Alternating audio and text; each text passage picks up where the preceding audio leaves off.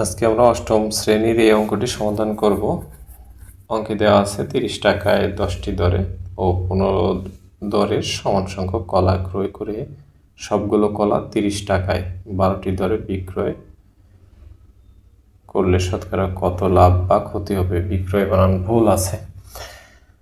তো 10টি দরে বলতে কি 10টি কলার ক্রয় মূল্য কত? 30 টাকা। তাহলে একটি কলার ক্রয় মূল্য কয় টাকা হবে? 3 টাকা হবে। এভাবেই আসলে এই অঙ্কটা করতে হবে। একটি কলার ক্রয় মূল্য কয় টাকা হবে? 3 টাকা হবে। আবার আরেক জায়গা থেকে কিনেছে কি 15 দরে, অর্থাৎ কি 15টি কলার ক্রয় মূল্য হবে কয় টাকা? 30 টাকা। তাহলে আমরা লিখব কি 15টি কলার ক্রয় মূল্য 30 টাকা।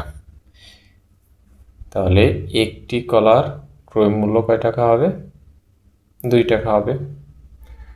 15 30-এ ভাগ দিলে কয় টাকা হয়? 2 টাকা হয়। এখানে একটি কলার ক্রয় মূল্য 3 টাকা, এখানে একটি কলার ক্রয় মূল্য 2 টাকা, অর্থাৎ কি 2টি কলার ক্রয় মূল্য কয় টাকা হবে? 2.5 টাকাও বলতে পারেন, আবার 5-এর 2 টাকাও বলতে পারেন। এটা হলো কলার ক্রয় মূল্য।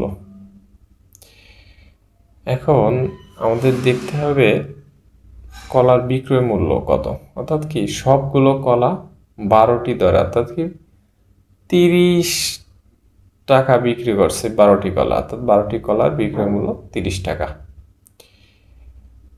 একটি কলা তাহলে ক্রয় মূল্য কত হবে? একটি কলার ক্রয় মূল্য হবে 30/12। তো কাটাকাটি করলে আমাদের হয় কি 5×6 = 30, অর্থাৎ 5, আর নিচে হলো কি 2।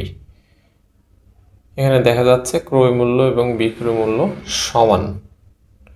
তার মানে হলো কি লাভ বা ক্ষতি কোনোটি হবে না।